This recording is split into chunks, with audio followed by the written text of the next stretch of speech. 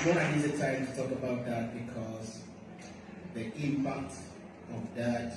I mean, some of us, we are just militants in every aspect of our life.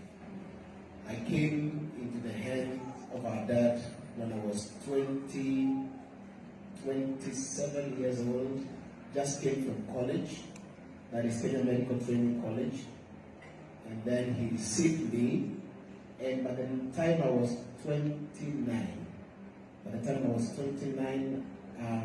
he ordained me a pastor and sent me to JCC business. And every Sunday, Dad would come. I had no confidence of preaching. Of course, I was too young, didn't know so many things about ministry.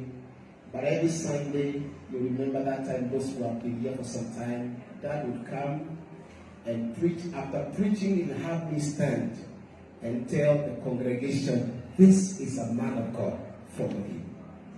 And he will, endorse me before the people consistently. And I believe at some point they began to believe that I'm a man of God. They began to follow me. And shortly after, commissioned me to even begin to do crusades. And every single crusade, even when Dad was in America, he would communicate to me and bless me. And say, I'm blessing you to go to this crusade. I'm blessing you to go to this crusade. And even the latest, before he transitioned, even was sending me money to go and do the work of the ministry. I learned a lot from that. Number one, I learned excellence. I came here, I didn't know how to dress. I'm still trying to catch up by the grace of God.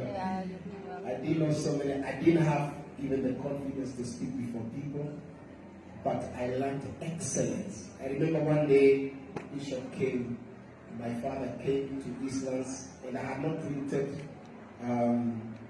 program for the meeting. And I remember I had quite some time to explain why I didn't print a program for the meeting. He had keen eye to details. And the next thing that I want to say that many of us can agree, Dad was big in making hearts. He will rebuke you sharply and love you strongly. And he taught me that you don't keep offense. He taught me to overcome every form of offense.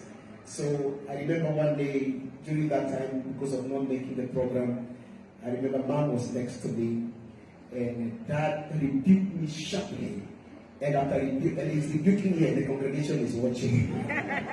They are watching. And then he said, come to the podium and now invite me.